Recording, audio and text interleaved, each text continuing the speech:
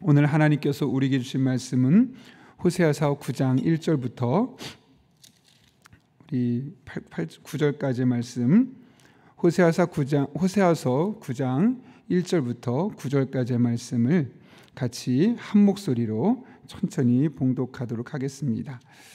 17절까지 전체를 다 읽겠습니다. 같이 한 절씩 같이 전체를 한 목소리로 읽겠습니다. 이스라엘아, 너는 이방 사람처럼 기뻐 뛰놀지 말라. 내가 음행하여 내 하나님을 떠나고 각 타작마당에서 음행의 값을 좋아하였느니라. 타작마당이나 술틀이 그들을 기르지 못할 것이며 새 포도주도 떨어질 것이요 그들은 여호와의 땅에 거주하지 못하며 에브라임은 애굽으로 다시 가고 아수르에서 더러운 것을 먹을 것이니라. 그들은 여호와께 포도주를 부어드리지 못하며 여호와께서 기뻐하시는 바도 되지 못할 것이라. 그들의 재물은 애곡하는 자의 떡과 같아서 그것을 먹는 자는 더러워지나니 그들의 떡은 자기의 먹기에만 소용될 뿐이라. 여호와의 집에 드릴 것이 아님이니라.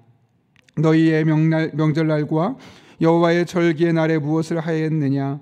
보라, 그들이 멸망을 피하여 갈지라도 애굽은 그들을 모으고 노은 그들을 장사하리니 그들의 읍는 귀한 것이나 찔레가 덮을 것이요 그들의 장막 안에는 가시덩굴이 퍼지리라. 형벌의 날이 이르렀고 보응의 날이 온 것을 이스라엘이 알리라.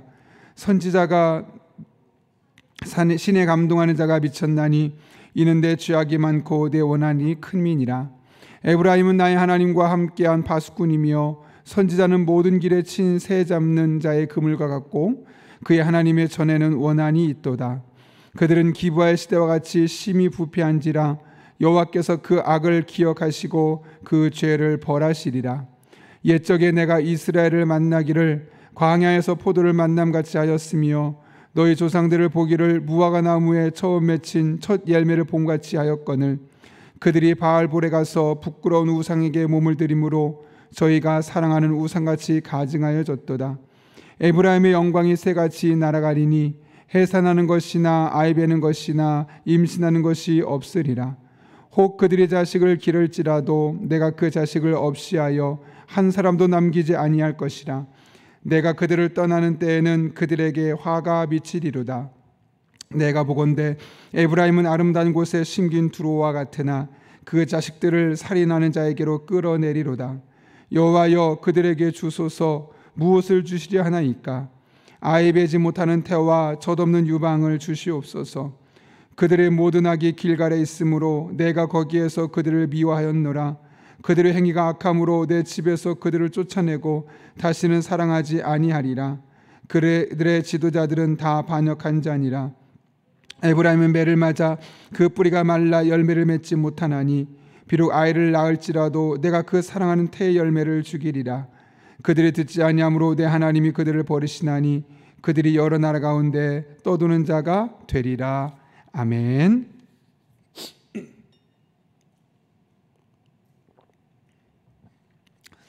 지난날 폭설이 많이 심하고 지금도 눈이 많이 내리는 것 같습니다. 여러분 어떻게 오셨습니까? 저는 오다가 차를 길거리에 놓고 왔습니다. 더 이상 움직일 수가 없어서. 여러분들 오늘 하루 하나님의 은혜 안에 또 안전하고 평안한 하루가 될 수 있기를 예수님의 이름으로 축복합니다. 제가 어저께 우리 관리 집사님이 가장 수고 많이 하셨고 또 우리 교역자들 또 카페에 있는 분, 사무실에 있는 분 잠깐이지만 눈이 와서 중간중간에 눈을 치웠더니 이제 안 오겠지 눈이, 그랬더니 한 번 또 오고 또 한 번 오고 이렇게 눈을 2번이나 치웠음에도 불구하고 계속해서 눈이 반복해서 오는 것이었습니다. 잠시 후에 참 허무하다는 생각이 들었습니다. 아무리 치우면 뭐하나 또 눈이 올 텐데 라는 마음이 드는 것이죠. 근데 그것이 마치 우리의 모습 같지 않았을까? 하나님께서 늘 용서해 주면 또 죄를 짓고 용서해 주면 또 죄를 짓고 용서해 주면 뭐하나 이런 마음이 들 정도로 계속해서 죄를 짓는 우리의 모습이 마치 어제 눈이 내리고 눈을 치우고 이 반복하는 과정을 통해 우리의 모습과 너무나 비슷한 사실을 다시 한번 확인할 수 있었죠. 호세아서를 통해서도 우리가 그 같은 하나님의 마음을 알게 되는 것 같습니다. 호세아서를 읽을 때마다 하나님의 마음이 얼마나 아프실까. 왜냐하면 한 장 한 장 읽을 때마다 어쩜 그렇게 하나님이 이렇게 심판하실 수밖에 없을 정도로 이스라엘 백성들은 용서해 주겠다 말씀하시는데 또 죄를 짓고, 용서해 주시면 또 죄를 짓고 그렇게 살았을까. 그런 이스라엘 백성들의 모습을 보면서 하나님의 마음이 얼마나 아프실까라는 생각을 한번 해보게 되었습니다. 특별히 1절부터 14장까지 읽어가면서 보여지는 이스라엘 백성들은 항상 하나님의 심판의 대상이었고, 하나님께서 어쩔 수 없이 또 용서할 수밖에 없는 대상이었음이 반복적으로 드러나고 있죠. 오늘 본문의 말씀은 그런 또 심판을 받을 수밖에 없는 이스라엘 백성들을 향한 하나님의 경고의 말씀으로 시작합니다. 어떤 경고인가? 1절은 이렇게 시작하죠. 이스라엘아, 너는 이방 사람들처럼 기뻐 뛰놀지 말라.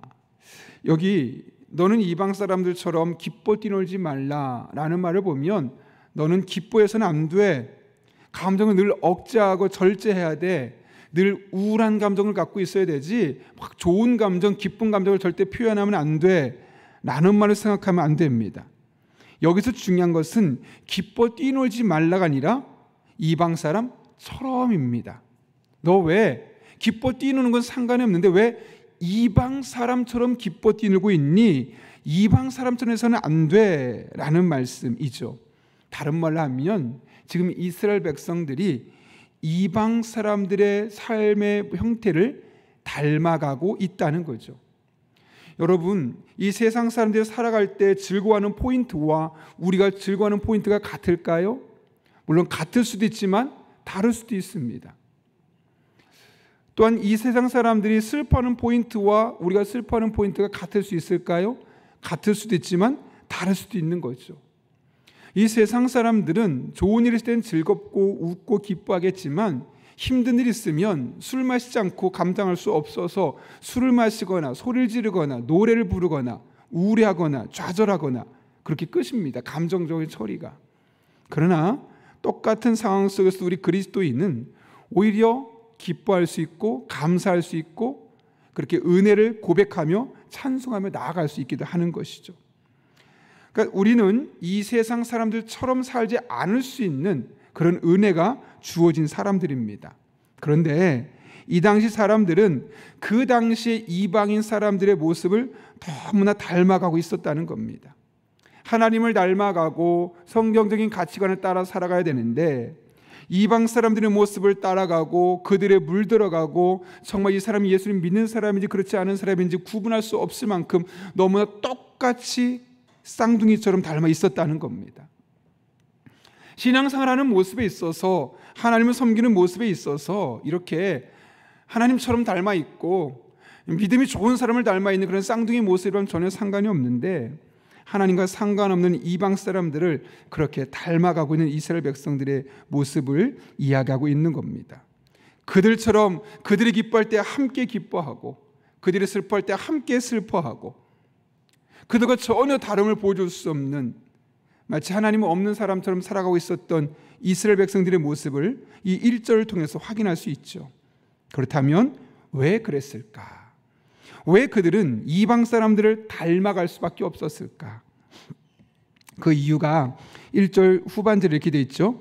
내가 음행하여 내 하나님을 떠나고 각 타작마당에서 음행의 값을 좋아하였느니라. 여기 보면 음행이란 단어가 공통 요소가 되어 있습니다. 왜 그러냐면 당시에 가나안 사람들은 타작마당, 즉 농사 추수철이 되면 그 타작마당에서 농사의 기쁨을 감사할 뿐만 아니라 그 바알과 아세라상 앞에서 남녀가 한데 어우러져서 성적인 성행위를 즐기고 있었던 겁니다. 그래서 그들은 거기에서 즐거했던 겁니다. 농사를 잘 짓고 나서 추수가 끝났네. 자, 이 추수를 할 수 있게 해주신 바알과 아세라 신 앞에서 우리가 남녀가 함께 성적인 욕구를 채우자. 그러면서 그들이 기뻐했다는 것이고 기뻐 뛰놀았다는 것이죠. 다시 말하면 이런 이 세상 사람들의 잘못된 어두운 문화가 이스라엘 백성들의 삶에 고스란히 나타나게 되었다는 거죠. 왜 그럴 수밖에 없었을까요, 여러분? 그들은 이렇게 해야지만 더 풍요로운 삶을 살 수 있었다고 생각했던 겁니다. 가나안 땅에 사는 사람들이 농사를 끝날 때마다 타작마당에 모여서 남녀가 섞여서 성행위를 즐기면서 기뻐하는 것, 이것은 바알과 아세라라는 신이 그들을 축복했기 때문이야. 따라서 우리도 그들처럼 농사를 지으며 풍성한 삶을 원한다면, 지난해보다 올해 농사가 더 잘 되길 원한다면, 올해보다 내년 농사가 더 잘 되길 원한다면, 우리 또한 그들처럼 추수가 끝나고 난 이후에 함께 어우러져서 성행위를 해야지만 우리가 더 풍성한 삶, 더 부자가 될 수 있어 라는 마음이 그들의 마음속에 있었기 때문에 그 가나안 땅에 있었던 사람들처럼 함께 그들처럼 기뻐 뛰누고 있었던 모습을 우리에게 설명하고 있는 것이죠. 그들의 마음속에 이 세상 사람들이 하는 방식과 다르게 살면 우린 성공할 수 없어, 우린 실패할 수밖에 없을 거야 라는 마음이 있었기에 그들을 닮아갈 수밖에 없었다는 것이죠. 그러다 보니 이 세상이 요구하는 방식대로 생각하게 되고 이 세상이 요구하는 방식대로 살아갈 수밖에 없는 겁니다. 왜요?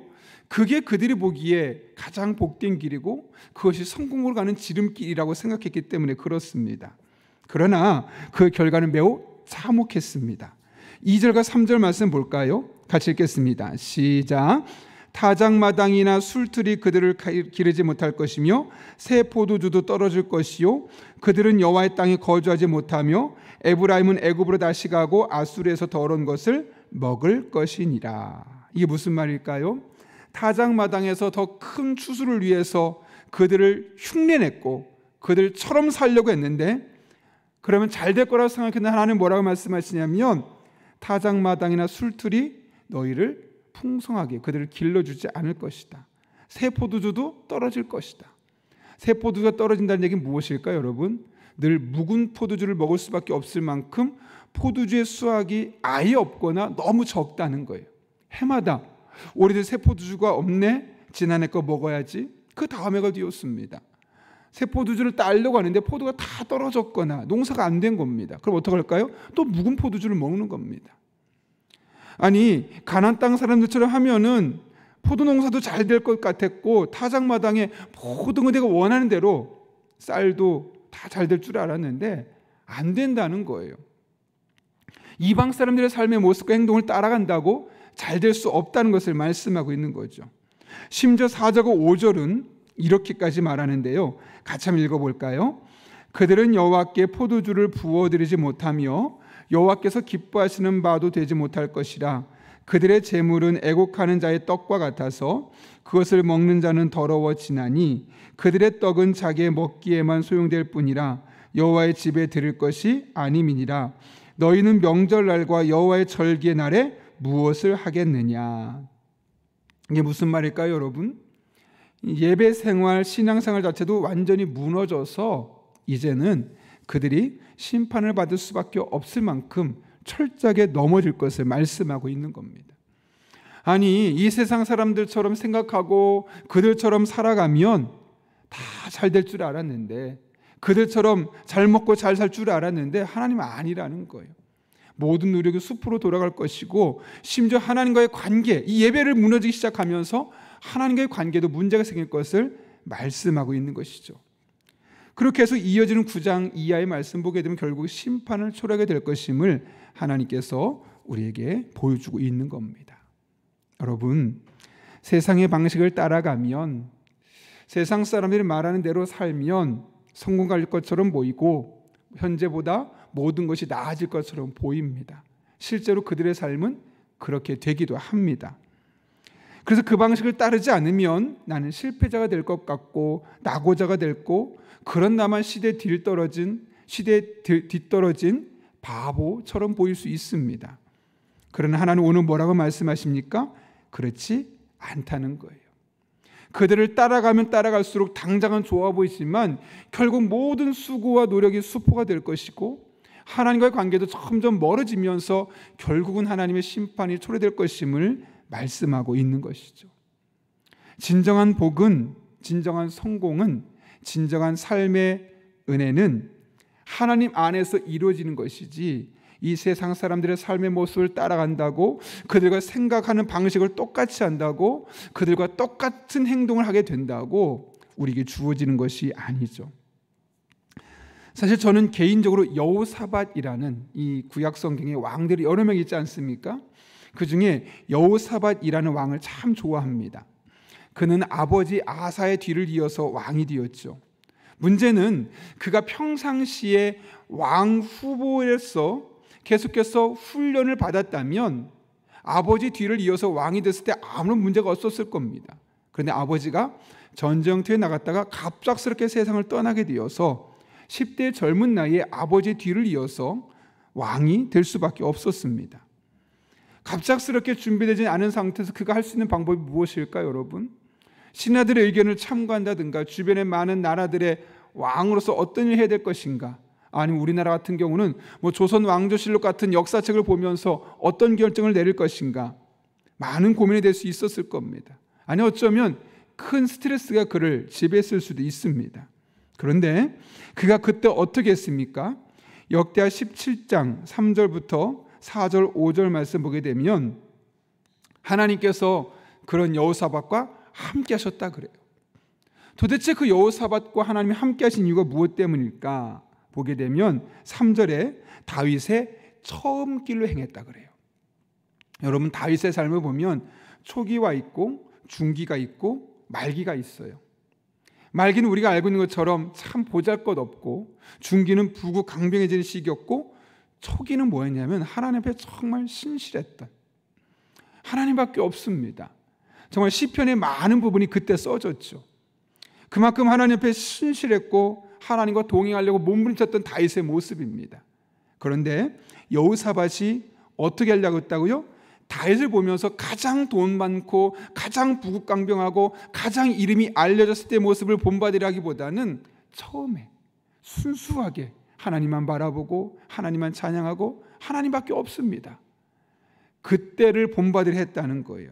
그 모습이 무엇이냐? 4절 보면 하나님께 구하며 그의 계명을 행하고 이스라엘의 행위를 따르지 아니하였더라. 하나님께 구하며, 이게 무슨 말일까요? 하나님 앞에 기도했다는 거죠. 다른 사람 찾아가서 조언을 구할 수 있었겠죠. 또 그 당시에 부귀강병했던 어떤 나라를 모델링으로 삼고 나도 저 나라처럼 해야지 할 수 있었을 겁니다. 마치 사사기 시대 이스라엘 백성들이 왜 우리가 왕이 없어 이런 곤란한 일을 겪습니까? 그래서 사무엘에게 찾아와서 우리도 왕을 주시옵소서라고 다른 나라를 부러워했던 것처럼 그렇게 다른 나라의 것을 도움을 구할 수 있었을 텐데, 그는 하나님 앞에 나서 하나님께 철저하게 구하는 사람이었다는 거죠. 또 하나는 그의 계명을 행하고 이스라엘의 행위를 따르지 아니하였더라. 그러니까 이스라엘 사람들이 행위가 있었습니다. 다수가 그렇게 행동했죠. 근데 그것을 따라가지 아니하고 그의 계명을 행하고, 즉 하나님의 말씀대로 살려고 몸부림쳤던 다윗의 모습, 그것을 여호사밧이 본받게 되었다는 겁니다. 그 결과 5절은 이렇게 말합니다. 그러므로 여호와께서 나라를 그의 손에서 견고하게 하시매. 처음으로 왕이 되었어요. 왕이 되기 위해서 많은 훈련받은 것도 아니에요. 근데 어떻게 나라가 견고해졌다고요? 하나님 앞에 구하며 하나님의 계명을 따라 행동하고 이스라엘 백성들의 다수의 행동을 따라 행동하지 않은 결과가 그렇다. 다시 말하면 세상 사람들의 방법과 세상 사람들의 양식을 따라간 것이 아니라 하나님의 방법으로 하나님께 묻고 하나님께 지혜를 구하고 그렇게 하나님 앞에 기도할 뿐만 아니라 말씀을 나의 삶의 기준으로 삼고 그 말씀에 합하면 행동하고 그 말씀에 반하면 떠나는 그런 삶을 살게 될 때 하나님께서 견고하게 만들어 주셨다는 거죠. 여러분, 우리의 삶은 누가 견고하게 만드십니까? 우리 부모님의 재산입니까? 물론 오늘날 그런 것도 있긴 하겠지만 우리의 삶을 견고하게 하는 것은 돈 많은 누군가가 혹은 이 나라 정치 지도자들이 혹은 대통령이 아니요. 하나님께서 견고하게 하실 때 우리의 삶이 복된 길을 살 수 있는 겁니다. 우리의 가정도 하나님께서 견고하게 만들어주실 때 우리 가정이 든든히 세워지는 것이고요. 우리 자녀들이 잘 살길 바라신다면 하나님께서 우리 자녀들의 가정을 견고하게 세워주시길 바라며 기도하며 나아가는 것입니다. 이 나라 이 민족이 잘 되길 원한다면 우리가 마땅히 감당해야 될 의무들도 감당해야 되겠지만 하나님께서 견고하게 세우지 않으시면 이 나라는 무너질 수밖에 없는 겁니다. 그러니 우리가 할 일은 너무나 자명합니다. 하나님의 방법을 취하고 하나님의 방법을 나의 방법을 삼고 나의 일상의 삶에서 그렇게 살아가는 겁니다. 그러면 하나님께서 우리 한 사람 한 사람의 삶을 견고하게 만들어 주실 것입니다. 우리 가정을 견고하게 만들어 주실 것이고 우리 교회를 견고하게 만들어 주실 것이며 여러분의 직장이나 사업장 그리고 우리가 살아가는 삶의 현장을 그렇게 견고하게 만들어 주실 것입니다. 이런 은혜가 저 여러분의 삶에 오늘도 임할 수 있기를 예수님의 이름으로 축원합니다. 우리 함께 기도하겠습니다. 거룩하신 아버지 하나님, 오늘 이스라엘 백성들의 모습을 통하여 우리가 어떤 모습으로 살아야 할지 깨닫게 하시는 것 진심으로 감사를 드립니다. 이방 사람처럼 하지 말라고 말씀하셨습니다. 당시에 이스라엘 백성들은 이방 사람들처럼 살면 잘 살 줄 알았고 그러면 모든 문제가 풀릴 줄 알았고 그러면 평탄할 줄 알았는데 그것이 아니라 하나님의 방법을 따를 때 하나님께서 견고하게 하실 때 모든 일들이 순조롭게 진행됨을 깨닫게 하시는 은혜 진심으로 감사를 드립니다. 우리 또한 여호사밧처럼 하나님께 구하며 또 하나님의 말씀을 따르고 많은 사람의 삶의 방식을 따르지 아니하는 믿음의 삶을 살아갈 때 아버지 하나님의 견고하게 세워주심이 우리 가정 위에 또 우리 교회 위에 이 나라 이 민족 위에 임하게 하여 주옵소서. 예수님의 이름으로 기도하옵나이다. 아멘. 우리 다 함께 주님께서 가르쳐준 기도 하시겠습니다. 하늘에 계신 우리 아버지, 아버지의 이름을 거룩하게 하시며 아버지의 나라가 오게 하시며 아버지의 뜻이 하늘에서와 같이 땅에서도 이루어지게 하소서. 오늘 우리에게 일용할 양식을 주시고 우리가 우리에게 잘못한 사람을 용서해 준 것 같이 우리 죄를 용서하여 주시고 우리를 시험에 빠지지 않게 하시고 악에서 구하소서. 나라와 권능과 영광이 영원히 아버지의 것입니다. 아멘. 우리 이 시간 함께 기도하실 때 오늘 말씀을 붙들고 기도합니다. 하나님, 이방 사람들처럼 이 세상 사람들처럼 생각하거나 행동하거나 했던 사고방식이 있다면 다 내려놓습니다. 깨끗이 벗어나게 도와주시옵고 하나님의 방법으로 하나님의 방식으로 살아가는 우리들 되게 도와주셔서 하나님께서 견고하게 하시는 놀라운 은혜를 경험하는 복된 삶 되게 하여 주옵소서. 오늘도 성령으로 충만케 하셔서 마땅히 기도할 바를 알게 하시고 이때 모든 것을 합력해 선을 이루시는 하나님의 은혜를 경험하게 하여 주옵소서. 우리 자녀들의 삶의 주인이신 하나님을 인격적으로 만나게 하시고 다니엘처럼 솔로몬처럼 바울처럼 믿음의 사람들로 세워지게 하여 주옵소서. 오늘도 하나님의 은혜 가운데 우리 성도 한 사람 한 사람의 가정을 지켜주시고 가정의 개인적인 기도일 뿐만 아니라 교회 안에 크고 작은 일들이 순조롭게 진행되게 하여 주옵소서. 취업을 준비하고 있는 자녀들의 앞길을 열어주시고 대학 입시를 준비하고 있는 자녀들 하나님께서 열심히 수고하고 땀 흘린 만큼 만족스러운 결과가 있게 하여 주옵소서.